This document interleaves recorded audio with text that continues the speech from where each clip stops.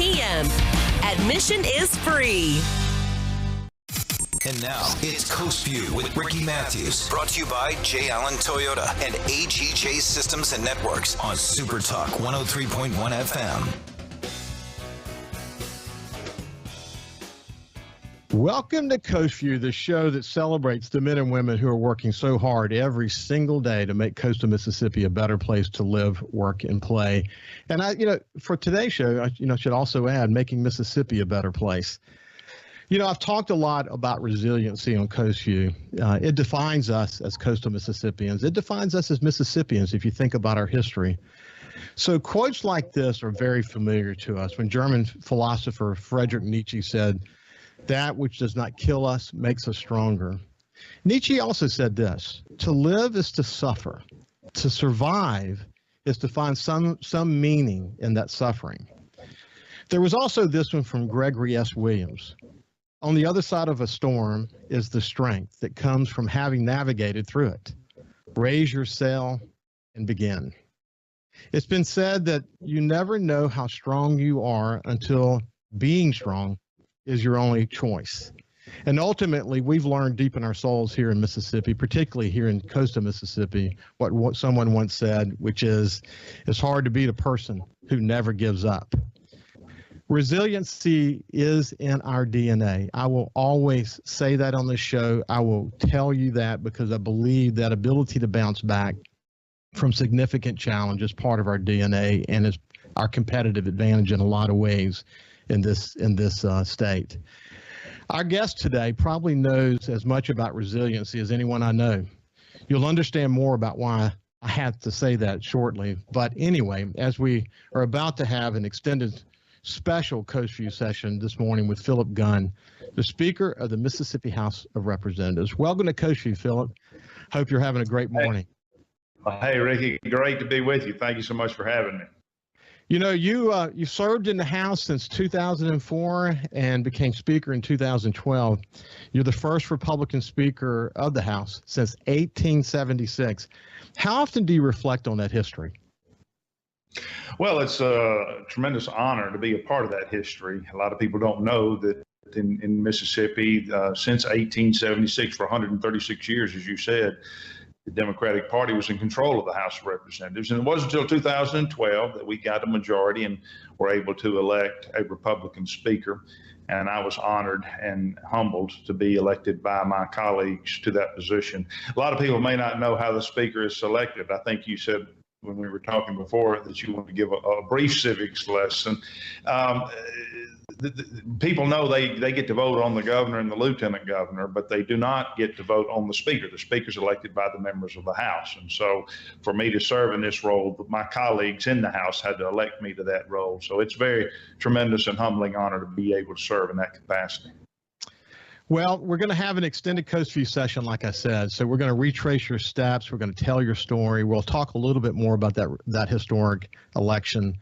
We'll talk about the state of affairs in Jackson these days and some notable bills that passed the legislature this time, and actually some very notable bills that didn't pass the legislature this time. And I also want to talk about the enormous amount of COVID relief funds that are going to be available to the state. But coming back to the civics lesson for a second, Mississippi has a bicameral legislature. Describe that to our audience.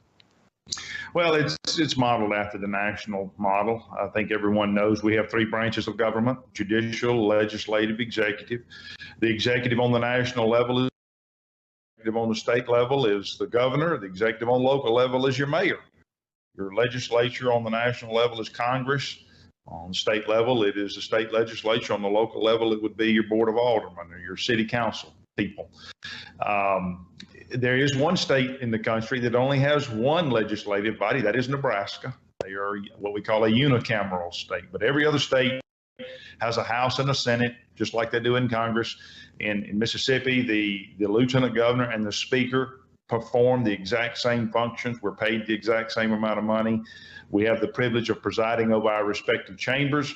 We have the privilege of appointing the leadership to the committees. We have 33 committees in the House. As you can well imagine, they deal with all manner of subject matters: agriculture, transportation, education, so on and so forth. I get the privilege of appointing the chairman to those committees. I get the privilege of appointing the members to those committees. And I get the privilege of assigning the bills to the committees as they come across my desk. The lieutenant governor does the same thing on his end of the building. Again, the only difference is lieutenant governors elected by popular vote, speakers elected by the members of the House. And you see that play out in Washington as well. The Vice President of the United States presides over the Senate, and the Speaker of the House presides over the Congress or the House. So just like on the national level, the governor, as the president can veto legislation. Explain how that happens. Well, anytime the legislature passes a bill that goes to the governor for his signing, there's three options the governor has. He can sign the bill, which basically means he endorses the legislation. He can allow the bill to become law without his signature. There's a period of time during which the governor has to sign legislation. If we are in session, he's got 5 days to sign legislation. If we have ended the session, I think it's 10 days. He can allow a bill to become law without his signature. And then the third option, of course, is to veto the bill, which means he disagrees in some fashion with the bill. And then, of course, that is returned to the legislature for a potential override. We can agree with his veto and not take action, or we can disagree with his veto. Now, to override the governor is a 2/3 vote on both ends of the building. So in Mississippi, the bill is returned to what we call the House of Origination. So if it's a House bill, it comes to the House first. If it's a Senate bill, it goes back to the Senate first. And then that body would have to take action first before the other body could consider it. So you may recall last year, we overrode a veto of the governor for the first time since 2001 or 2, I think, probably in 20 years, the first time a governor had been overridden. And as I recall, it was a Senate bill. And so it went to the Senate first. They voted by a 2/3 vote to override the governor. Then it came over here, and we too voted by a 2/3 vote. And of course, the bill became a law in spite of the governor's veto. You know, one reality about Mississippi politics, Mississippi's Constitution, and that's something I've written about a pretty good amount, is the fact that in Mississippi, the governor position is, for the most part, a constitutionally weak position. Explain that. And you're right about that. The governor is supposed to be a weak position and that comes from the drafting of our Constitution, 120 years ago, or whenever it was, 130 years ago. The strength of the government should be in the people. We always say that it's a government by the people, of the people, for the people. And I always use that in a lot of the different debates we have, is to remind our members that we're here to represent the people. And the voice of the people is located in the legislature. Every one of your listeners and every one of the voters gets to vote on who they want to come to Jackson or go to Washington to represent them. They get to vote on a senator. They get to vote on a House member. Those people come to Jackson and they speak on behalf of the people. And so the voice of the people is located in the legislature. And the founders of our Constitution, the founders of our country, in fact, did not want a king. As you recall, the founding of our country, they had just come out of a kingship, and they didn't like that. They wanted a weak central government. They wanted the power to be located with the people and by the people. And so that's why, historically, I think our governor is designed to be a weak constitutional position, so that he can serve as a check and a balance on anything that the legislature may do. There is checks and balances, and he does have a role. But in Mississippi, the governor basically has 3 powers: the power of the veto, which we talked about, the power to call a special session, and the power to pardon. And that's really all the governor is supposed to be able to do. The spending of the money is located with the legislature. The ability to tax, the ability to put general laws into practice. All of those things are designed to be done by the legislature, because the legislature is the place where the power of the people resides, and that's where the voice of the people is heard. Well, I've written before, and this is for another conversation some other time, but what we've also seen is that when there's a strong leader in the governor's position. And the one that I refer to so often is when Haley Barbour was governor after Katrina. The ability to use that position and the power of your leadership and the relationships that you have gained over many years to leverage, getting ourselves out of the mess we were in. A strong leader in Mississippi, although it may be constitutionally weak, can perform that duty in very incredible ways. And there's a great history of that in Mississippi. We'll switch gears. I want to talk about your life growing up. So you grew up in Clinton. You went to Clinton High. You went to Baylor. You were a walk-on at the Baylor Bears football team. And I asked you before we started, I can't help but think about Rudy Rudiger at Notre Dame when I think about that underdog mentality of being a walk-on. When we come back, I want you to talk about, do you have an underdog mentality? And talk about those formative years of your life. And then we'll take it from there. But this is the Speaker of the House of Representatives for the state of Mississippi, Philip Gunn, and we'll continue the conversation after this break.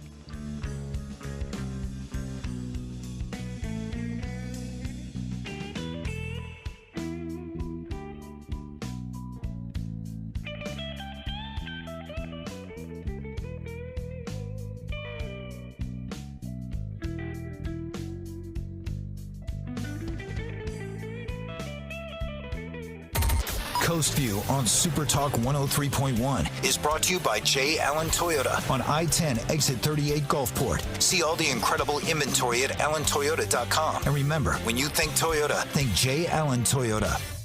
The streets of downtown Gulfport will be lined with food trucks this Saturday for Ugly Tie Fest. Finally, a festival for Dad. Ice-cold beer, great live music all day, classic motorcycles, and delicious food truck food. So come hungry and ready to have some fun.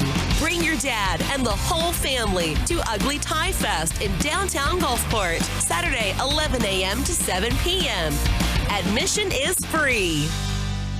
Hey, South Mississippi, it's Jay Allen at Jay Allen Toyota, and I got something new for you for 2021. It's the Jay Allen Certified Collection.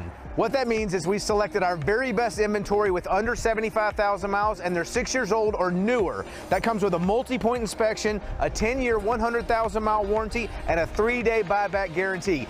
So come check out the Jay Allen Certified Pre-Owned Collection right here, I-10 exit 38 in Gulfport, or on allentoyota.com. SuperTalk Mississippi. From outer space, visitors from another world. We've had contact with bug-eyed monsters. This is actually a flying saucer. Flying saucer? I'm from another planet. Where late nights are kind of weird. Well, they must have a reason for their visit. The unexplained, the weird, and the downright creepy. Coast to Coast AM with George Norrie. Late nights. SuperTalk Mississippi. If Alexa's part of your life, you've got one more way to access SuperTalk. SuperTalk Mississippi is now available on Amazon Alexa devices. Once enabled, just say, Alexa, play SuperTalk Mississippi at any time and start listening. It's that easy. Just one more way to stay informed and connected with your state. Learn more at supertalk.fm/Alexa. SuperTalk Mississippi. SuperTalk Mississippi. Now available on Amazon Alexa devices. Feeling down? Here's your prescription for a daily dose of good news and positive vibes. Good Things with Rebecca Turner. Every afternoon, Rebecca highlights all the good things happening right here in the state you call home. Daily exposure to Good Things with Rebecca Turner may cause smiling, feelings of positivity, happiness, and even laughter. When you experience these symptoms, tell your friends to listen. Okay. Weekdays starting at 2 p.m. here on SuperTalk Mississippi and now on Amazon Alexa devices.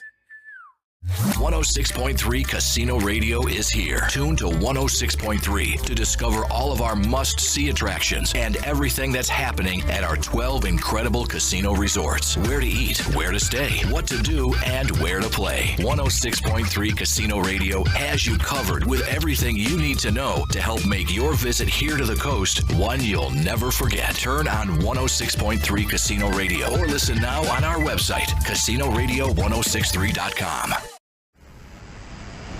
His love for the coast is why he's here. It's Coast View with Ricky Mathews on SuperTalk Mississippi Gulf Coast 103.1. Welcome back to Coast Vue. We're having an extended special version of Coast Vue today. I had the pleasure of having the Speaker of the House of Representatives, Philip Gunn, with us today. Look, when we went to break, you were a walk-on at Baylor, and I couldn't help but bring up that Rudy Rudiker example. I'm wondering, did that give you, or do you have an underdog mentality? I think so. I'm a competitive person. Let's put it that way. I like to win, and that drives a lot of good things. Can also drive some bad things too. I remember when my wife, who I did not grow up with, she saw me play basketball for the first time, and she said, "You're ugly. You run over people. You push people." And she said, "You're ruining your Christian witness." So I had to back off of that a little bit. But yeah, you actually met her at Baylor. I did. Met her at Baylor. Sure did. I always wanted to play Division I football. I was fortunate to play at Clinton High School, and then ended up at Baylor as a walk-on. They had recruited me, but they never offered a scholarship, but still wanted to give it a try. And if anybody watched the movie Rudy, I had about as much talent as Rudy had. I told people after I became Speaker, we talked earlier in the first segment about the fact that I was the first Republican speaker in 136 years. Well, one of my former teammates at Baylor thought that was noteworthy, and he nominated me for an alumni award, which I was fortunate to receive. They took us back to homecoming, invited us to homecoming, and during halftime of the football game, they gave us our awards, recognized us. And I told people after the fact that I spent more time on the playing surface during that awards ceremony than I did the whole time I was on the football team at Baylor.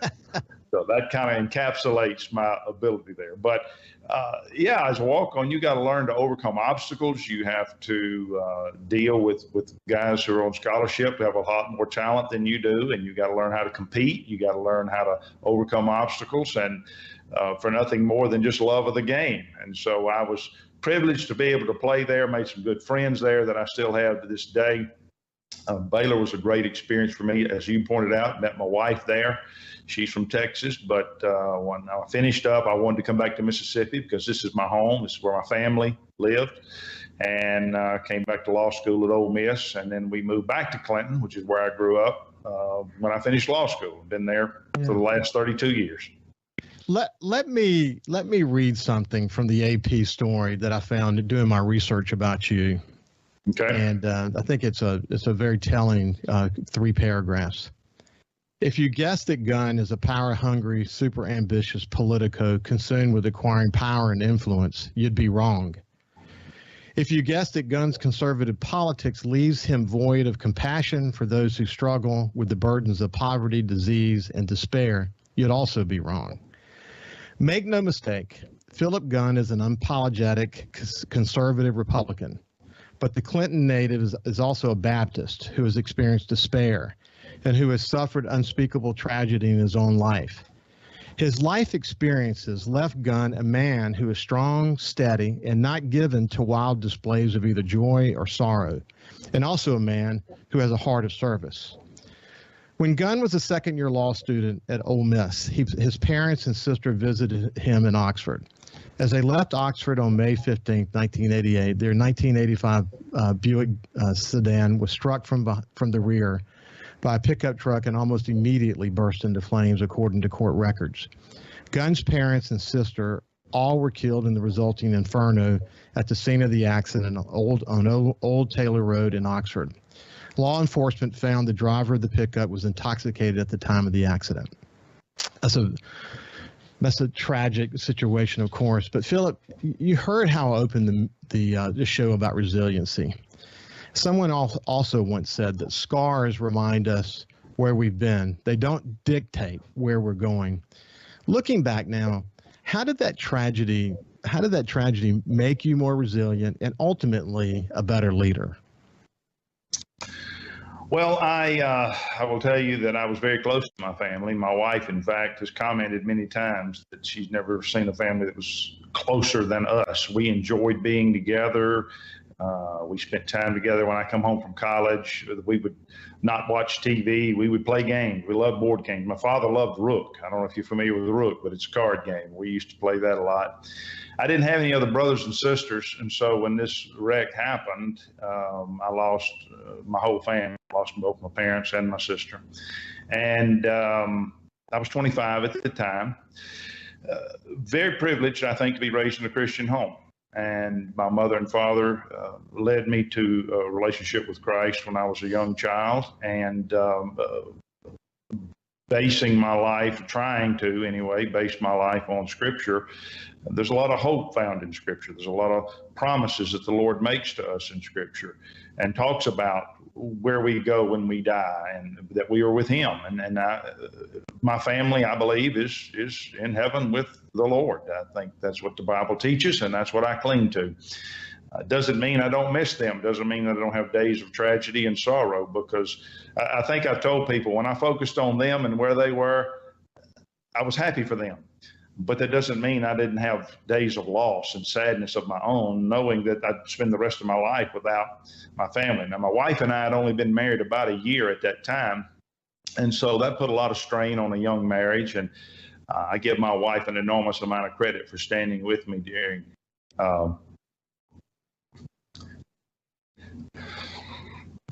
that time.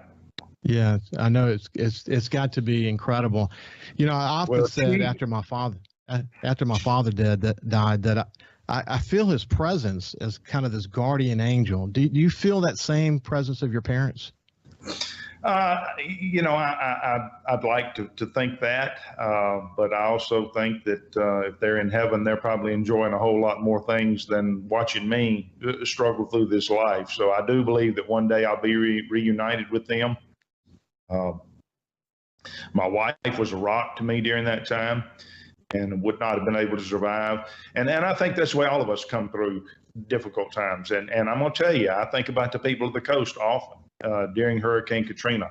You know, I was in the legislature, just been in the legislature about a year or two when Hurricane Katrina happened. I was started in 2004, so this would have been my second year in the legislature. And to sit and watch the people of the coast band together, pull together, neighbor coming to help neighbor, not just on the coast, but from all around the state of Mississippi, people coming down there. That's the kind of stuff that we in Mississippi do to help each other through tragedy. And in my situation, the outpouring of my church, the outpouring of my friends and my family, you know, helped me get through that. So that's what we do in Mississippi. And the people of the coast are a great example to the rest of the world, I think, of how to overcome tragedy. And Hurricane Katrina is not the last tragedy that they've had. We had the BP oil spill. We've had hurricanes since then. We have had events that happen on the coast almost seems like annually that cause the people of the coast to show the rest of the world how you overcome difficulties and tragedy and be resilient. And I think all of us were proud back during the Hurricane Katrina days of how Mississippians responded compared to how the Louisianans responded. We saw how Mississippians were able to pull themselves together. So as you rightly pointed out, we can't compare tragedies. Everybody's tragedy is different and it affects everybody differently. But in my situation, those things that I mentioned were what helped get me through that. And it made me a stronger person.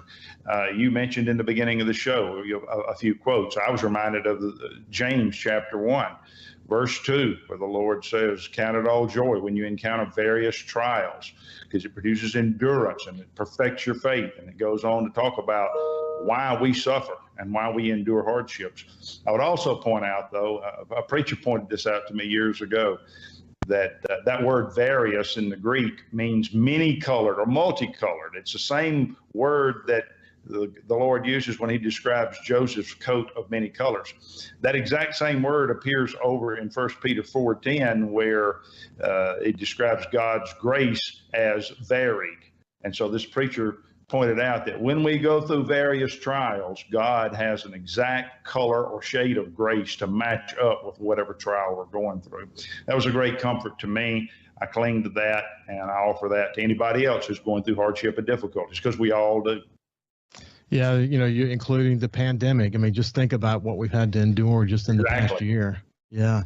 Scars remind us where we've been, but they don't dictate where we are going. We all know that so well. Again, each of us have our own perspectives on what we go through in our lives, and some people have had much more difficult times than others. That's exactly right.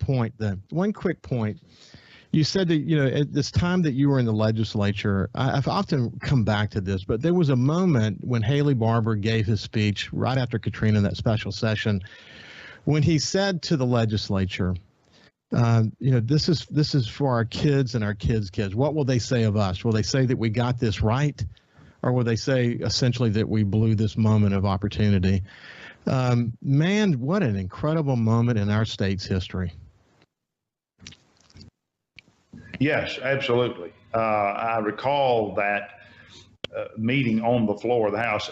Another inside bit of information: whenever we have a joint session of the legislature, it always occurs in the House chamber, because that's the largest room in the Capitol. And so I recall vividly, it was about a week after Hurricane Katrina had hit, that Haley Barbour convened a joint session.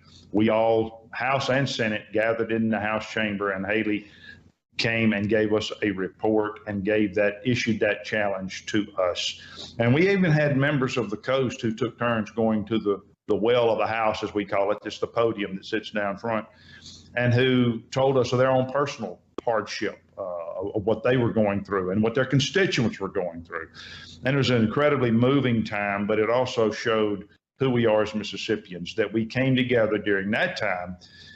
Political parties were set aside, racial differences were set aside.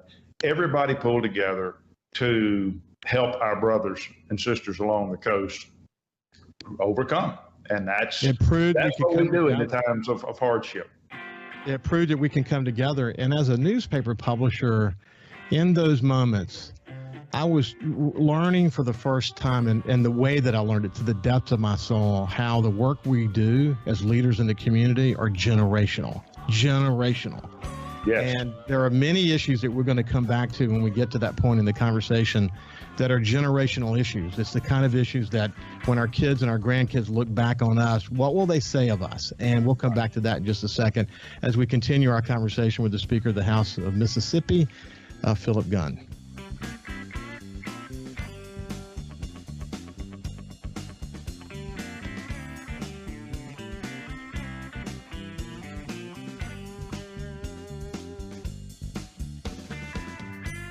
Listen live or on demand and watch episodes of Coast Vue on your laptop, desktop, or on your phone or tablet by going to supertalkmsgulfcoast.com.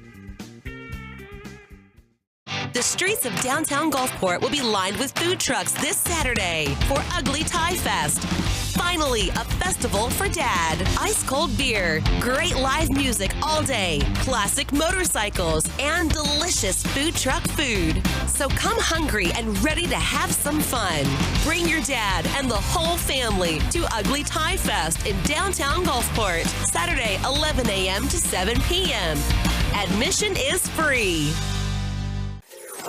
SuperTalk Mississippi. From outer space, visitors from another world. We've had contact with bug-eyed monsters. This is actually a flying saucer. Flying saucer? I'm from another planet. Where late nights are kind of weird. Well, they must have a reason for their visits. The unexplained, the weird, and the downright creepy. Coast to Coast AM with George Norrie. Late nights. SuperTalk Mississippi. Hey, South Mississippi, the future has arrived. It's 2021, and at J. Allen Toyota, we're here to serve you. Want to let you know that we have Allen's lifetime warranty on every new Toyota we sell. That also comes with Toyota Care. That's 2 years and 25,000 miles of complimentary maintenance. We have a great rental department. Our service department's ready to take care of your current vehicle. We're rolling out J. Allen certified pre-owned for 2021. You got to come to I-10 exit 38 right here in Gulfport. You're going to love what we have to offer. When you think Toyota, think Allen Toyota. Feeling down? Here's your prescription for a daily dose of good news and positive vibes. Good Things with Rebecca Turner. Every afternoon, Rebecca highlights all the good things happening right here in the state you call home. Daily exposure to Good Things with Rebecca Turner may cause smiling, feelings of positivity, happiness, and even laughter. When you experience these symptoms, tell your friends to listen. Okay. Weekdays starting at 2 p.m. here on SuperTalk Mississippi and now on Amazon Alexa devices. Hey, I'm Steve Azar, and you never know who or what you'll hear when when I spend a Mississippi Minute with my friends. Talking to Paul Thorne, Mississippi true treasure, really incredible recording artist, singer, songwriter, has been doing it a long time, doing it the right way. It's almost like a Forrest Gump thing because, I was a boxer, / I worked in a furniture factory, / I had a gig 2 nights a week playing my acoustic guitar in a pizza restaurant, / I was in the National Guard, and, all this stuff was going on at the same time. / I had a writing contract with Rick Hall and Fame. In a Mississippi Minute. Be sure to check out In a Mississippi Minute with me, Steve Azar, right here on SuperTalk Mississippi, the SuperTalk Mississippi app, and now available on iTunes, Google Play, and Stitcher. SuperTalk Mississippi. Just seems to me people have so much invested in not telling the truth. When you want the truth. Simply because it might hurt some feelings. And nothing but the truth. Lose some subscribers. You want the Gallo Radio Show. I just think in this audience, you still believe that if you tell the truth, you come out ahead. The Gallo Radio Show. And if you tell yourself otherwise, you're lying to yourself. Mornings on SuperTalk Mississippi. And now, it's Coast Vue with Ricky Mathews. Brought to you by J. Allen Toyota, Gulf Coast Business Supply, and AGJ Systems and Networks on SuperTalk 103.1 FM. Welcome back to Coast Vue. We're having a special extended Coast Vue session with the Speaker of the House, Philip Gunn. And when we went to break, we were just, reflecting a little bit on the need for leadership, the need to come together in a bipartisan way. I remember there was this moment. We had this tent meeting at where the outlet mall is located because there was no other place to meet. We had to erect a tent right after the storm, and this is when President Bush came down. After that meeting, Billy McCoy, then the Speaker of the House from Ramsey, a Democrat, he put his arm around me afterwards. I spoke at this along with several other Coast leaders, and he said, whatever you need, we're going to help you. And I think back still, Phil, of his leadership during those moments, supporting land-based gaming and all of that. That was, there are so many incredible stories of bipartisan efforts that really sort of went against a lot of people's philosophical beliefs, particularly as it related to gaming. But they were willing to set those things aside so the coast could get back up and running. Those were some remarkable moments, weren't they? Absolutely. And as we talked about a few minutes ago, the party differences were set aside. Racial differences were set aside, philosophical differences were set aside because we recognized the emergency of the moment and the fact that we had needs. And I met with President Bush that day too over at Pearl River Community College. He had flown in. I think he left us and went to meet with y'all, but we met with mayors and other leaders at Pearl River Community College. And I remember the mayor of Waveland at the time standing up, and a guy leaned over to me and said, he doesn't have a town to be the mayor of anymore. But here was a guy, and I don't even remember his name. You probably know who he was. We could find out. But here was a man who had personally lost everything, but he was there on behalf of his town, trying to do what he could to bring relief to his people. And he wasn't the only one in the room. There were other mayors. There were other aldermen. There were about 200 people, different leaders of different sorts in the room, legislators as well. We met with President Bush, and the whole conversation was, what do we got to do to get our people back up and running again? We got to get them food, shelter, and water immediately. And then there's the longer term, the longer objective of rebuilding and, well, first of all, cleaning up and then rebuilding. And all those were discussions that took place. And so we, the legislature, and as I mentioned, the representatives from the coast each took personal turns going to the well. It was just a great time and a great example for the rest of the world of how we as Mississippians come together to help one another. Yeah, it was the mayors of Waveland and Bay St. Louis that helped us fully understand something that I say often on Coast Vue, and that is that buildings do not make a community. The people do. The people do. And that's what makes all the difference in the world. You know, we talk about what Haley said about generational work, but that, whether you're talking about Katrina or whether you're talking about the state flag or whether you're talking about human trafficking or whatever, there are tough issues that you're going to face. And it always comes back sort of to the same kind of foundation. And that is, what in the future, you know, 2 generations from now, what are they going to say of us when they look back at this moment and what we did in this moment?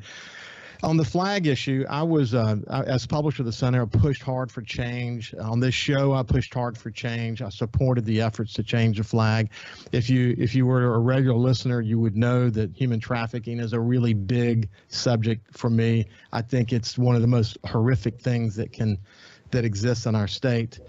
And we can talk about those specific issues if you want to, but what I really want to get to is I want to explore what's behind your leadership of those issues, that dogged determination, how you grasp onto something. And I can't help, honestly, but think about Margaret Thatcher, who said, you may have to fight a battle more than once to win.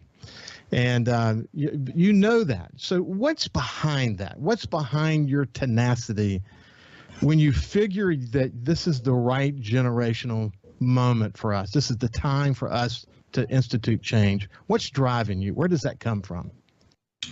Well, I like to think, and I'll be quick to say, I don't always, I'm not a perfect man at all. And I fail and I have flaws and faults, and those surface regularly. But I'd like to think that I'm not the typical politician. In fact, I describe myself as not a very good politician because I don't always think about the political ramifications of the things that the positions that I take. I like to think that I operate based upon conviction and what I think is right, and that's usually based upon much thought, analysis, prayer, research. To the extent that I can, I try to follow the mandates of Scripture and make decisions that I think are right. Part of that is, well, you mentioned my family, dying earlier. That changed my perspective on family. And when I had children, I did not have children at the time, but I had my first child came along a year and a half later. And knowing that life is short, knowing that any day could be the last, and going through what I did with my family kind of drove that home to me. It changes your perspective of a family and what do your children think of you? And are you going to invest in your children? Are you going to live a life that's pleasing to your family and makes them proud? And so that kind of drives my decisions. At least I'd like to think that drives my decisions about what are my children going to think about what I do here today. They're going to be watching. You're talking about the generational thing. That's exactly what we're talking about. Years from now, the children and the grandchildren of the coast people are going to look back at what they did at Katrina and be proud of that. And so that same type of mentality, I think, comes into play with me personally. When I make decisions up here, take positions on a political matter, I try to think, whatever I do, I want to make it something that my children and grandchildren who will one day look back at me and be proud of what I have done. I think some of the knock on politicians sometimes is that they make decisions based on the next election. Is this going to help me get elected next time? And I can't say that we're not all guilty of that from time to time, but I don't want that to be the driving force behind what I do, especially on such major issues like what you mentioned earlier. At the end of the day, I want my service here to have counted for something, to have made Mississippi a better place and be something that my family and the grandchildren and the generations that follow will be proud of and look back and say, hey, they did good. They did right.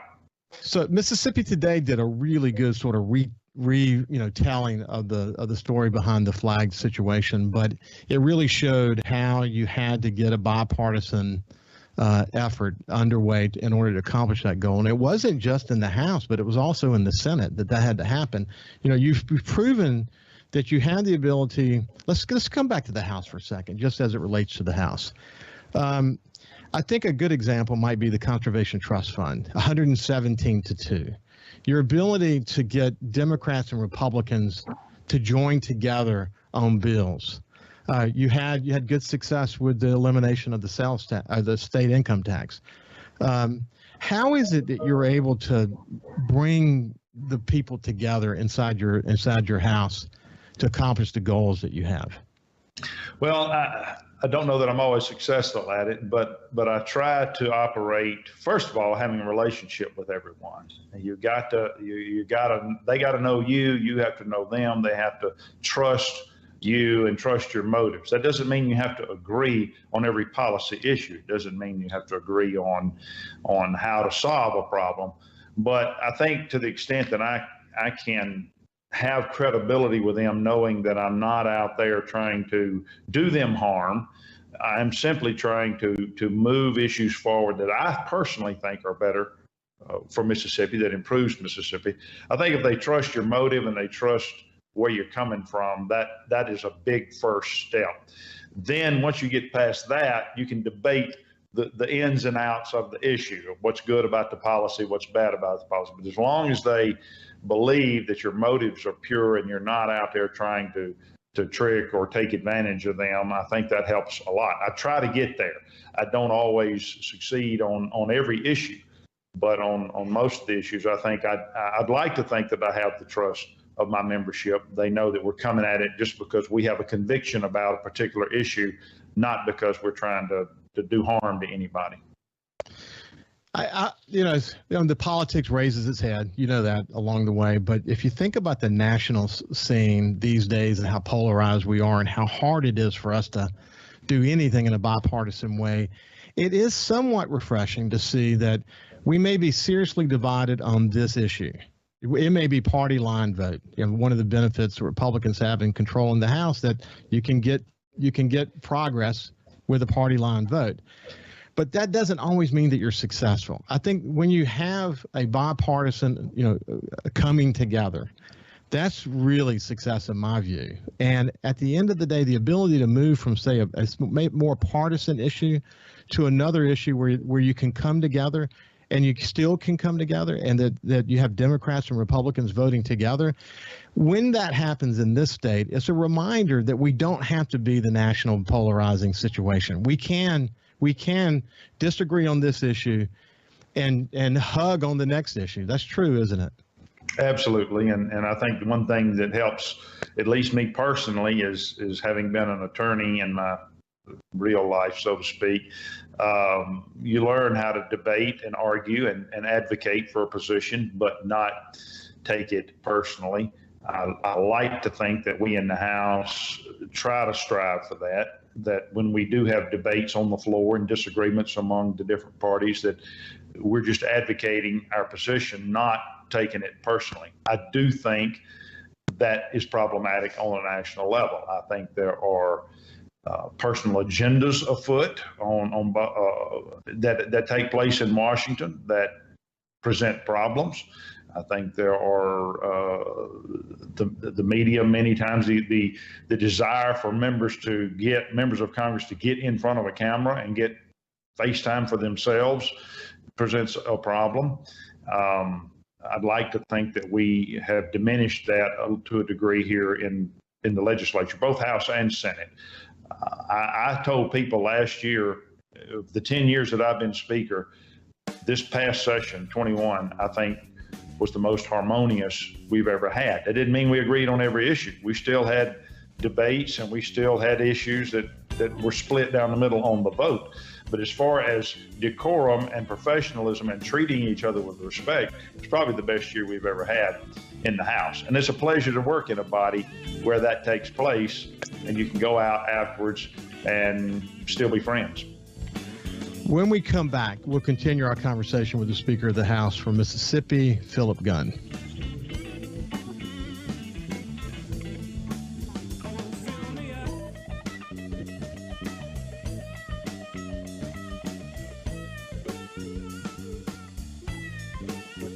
You can also listen live to SuperTalk Mississippi Gulf Coast 103.1 on your Amazon Alexa devices. Once you've enabled the skill, just say, Alexa, open SuperTalk Mississippi Gulf Coast.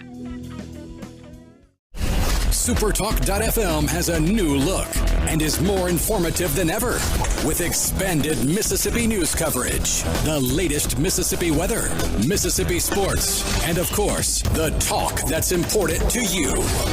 Every show, every podcast, and every late-breaking story. Constantly updating the news the second new developments happen. All in one place. The new SuperTalk.fm. Hey, South Mississippi, it's Jay Allen at Jay Allen Toyota, and I got something new for you for 2021. It's the Jay Allen Certified Collection. What that means is we selected our very best inventory with under 75,000 miles, and they're 6 years old or newer. That comes with a multi-point inspection, a 10-year, 100,000-mile warranty, and a 3-day buyback guarantee. So come check out the Jay Allen Certified Pre-Owned Collection right here, I-10 exit 38 in Gulfport, or on allentoyota.com. Hey, I'm Steve Azar, and you never know who or what you'll hear when I spend a Mississippi Minute with my friends. We're talking to Dale Berra. Take me back to growing up and what it was like in the household with a dad like Yogi Berra. You know, we grew up with his funny sayings. You know, I remember Dad managing the Mets, and me, Larry, and Timmy are watching the game on TV. And all of a sudden, 2 streakers run out of the stands on TV, and the camera flips away from them. So when he gets home, me, Larry, and Timmy say, "Hey, Dad, those streakers, what were they, boys or girls? We need to know." And Dad looked us right in the eye and said, "I couldn't tell. They had bags over their heads." In a Mississippi Minute. Be sure to check out In a Mississippi Minute with me, Steve Azar, right here on SuperTalk Mississippi, the SuperTalk Mississippi app, and now available on iTunes, Google Play, and Stitcher. 106.3 Casino Radio is here. Tune to 106.3 to discover all of our must-see attractions and everything that's happening at our 12 incredible casino resorts. Where to eat, where to stay, what to do, and where to play. 106.3 Casino Radio has you covered with everything you need to know to help make your visit here to the coast one you'll never forget. Turn on 106.3 Casino Radio or listen now on our website, Casino Radio 106.3.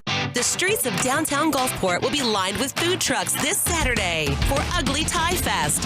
Finally, a festival for Dad. Ice-cold beer, great live music all day, classic motorcycles, and delicious food truck food. So come hungry and ready to have some fun. Bring your dad and the whole family to Ugly Thai Fest in downtown Gulfport, Saturday, 11 a.m. to 7 p.m. Admission is free. Talking to the people that help make the coast such a unique place to live. This is Coast View with Ricky Mathews on SuperTalk Mississippi Gulf Coast 103.1. Welcome back to Coast View. We're having an extended Coast View session, and this is the final segment of our conversation with Philip Gunn, the Speaker of the House for Mississippi. And this has been a compelling conversation for me. I've really enjoyed sort of diving into who you are. So let's go back for a second. We only have 6 minutes and 50 seconds. What I want to do is reflect just a little bit on the session. Wide range of bills passed, everything from a teacher pay raise to delivery of alcoholic beverages and lots of points in between. There are some bills that didn't pass. I've been an advocate for the Conservation Trust Fund that passed the House 117-2 and didn't get anywhere in the Senate. I'm hoping we can make another run at it and make it happen, because at the end of the day, the amount of federal matching funds that we can get make that a slam dunk in my view. I know it's never that easy, but it certainly was a slam dunk for the House. Another bill that didn't make it was the state income tax elimination. What do you want to say about that? Well, I think there's nothing bigger than we could ever do for the people of the state of Mississippi from a financial standpoint than to eliminate the income tax. That puts more disposable income into their pockets. That is a good thing. They can provide better for their families. They can give more. As you know, Mississippi is the most generous state in the country. We donate more than any other state. It will help the communities. Those dollars turn over. The plan that we passed was taken by a couple of economists that said it would result in an increase in our GDP of $371 million a year. So I just don't think there's a downside to eliminating the income tax. We're going to continue to push for that. I have been all over the state talking about that, trying to convince people that. It doesn't take much convincing because everybody agrees that's a good thing. So we're going to come back with that again next year. I've written that I was disappointed the three of you guys didn't get together on the data and the approach. You know, I mean, sometimes you can disagree on the outcome and the policy that comes out of it, but do you think more effort's going to get together for you and the lieutenant governor and the governor to get together on at least how you measure success? Well, I think the lieutenant governor and I have been in regular conversations about this, and will continue to do so. The governor has only said he favors the elimination of the income tax, and so we've not received any details on that. But as far as concept goes, he has publicly stated he favors that. So the lieutenant governor and his leadership team are working closely with us. We're continuing to try to hammer out whatever disagreements we have about that, but I'm optimistic we will get to a point where we can get that done. BP money, talk about it all the time on this show. Great opportunity for us to do transformative projects. We've funded some that are transformative, in my view, some are not, but we're early in the process. I think it's just part of a maturation process of something we've never done before. But what's your view about the future as it relates to the BP money? Well, we obviously wanted those dollars to be result of what I call economic development or job creation. Now that's broad definition there, but we want those dollars to be used in ways that result in economic prosperity on the coast. We didn't just want them to be spent on frivolous things that might not result in economic prosperity. So that's kind of the goal. I know we've only been in it a year or two now, and as like anything else, you have to see how things unfold and tweak them or modify them as you go along. And so we're going to continue to monitor that. But the ultimate goal is to make sure that those dollars result in economic prosperity along the coast. Excellent. Hey, I didn't mention this to you during the break, but you have a really good relationship with your coast delegation. Why don't you sort of characterize that? Yeah, I've spent a lot of good time down there on the coast. I recognize it's important to the state of Mississippi, and my leadership from the coast, the House members that the people of the coast send me are very good House members, and they work hard, they're diligent, they're smart, they occupy a lot of important leadership roles in the House for us, and so it's a great privilege and pleasure to work with them. We're running out of time, but real quick, wow, $1.7 billion, whatever the number is, of federal funds for recovery after the pandemic. Man, does that unleash incredible opportunities for Mississippi? Just give me your big talking point about that. Well, I think the same mindset that we use with the BP money would apply to that as well. And of course, now all the cities are getting a certain amount of money that's coming directly to them, and that is in addition to, I think it's actually $1.8 billion. We will be making decisions about how those dollars are spent. And again, we want to make sure that those dollars are spent in ways that give us a good return on investment.